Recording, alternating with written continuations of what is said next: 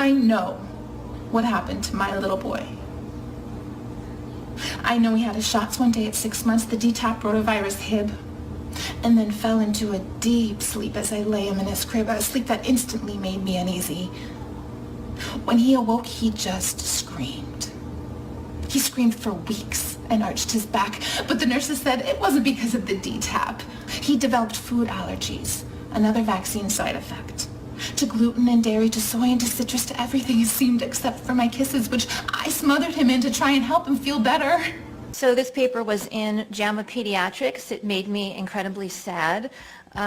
We were talking before about mortality. This is a topic that contributes to mortality. This study basically showed that despite dozens and dozens of studies showing that there's no relationship between vaccines and autism, and despite a ton of money and energy being devoted to publicizing that information, that parents of children with autism are still choosing to withhold life-saving vaccines from their children with autism and from their younger siblings, which puts both of those groups at much greater risk for infectious disease from which they could die.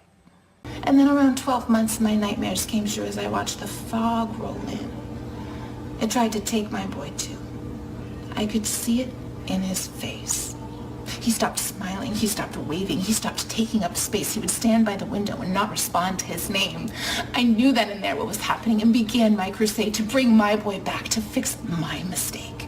If the parent is coming in saying, Jenny McCarthy, I heard Jenny McCarthy on television and she said that the kids get too many vaccines too soon. You can say something like, yes, kids today get many more vaccines than when we were kids, so I can understand why you have concerns. And just something very basic like that, it says to the parent, I recognize your right to ask questions. We're going to have a conversation where we are equals. Now I'm going to give you the information. Hey guys, wait, look what I just read. It's making me irate. No, little girl. You don't know how to read. Go back to where you came from and continue to breed. Don't question about your babies. Leave that to us. We know the science. In God's name, you trust. We find that just taking a few extra minutes to address these concerns that the parents have raised leads to greater uptake. Our children are officially the sickest generation. Sickness. What do people do when they get sick? As a child, as a teen, as a young adult, even when they have kids themselves? They go ask their mother.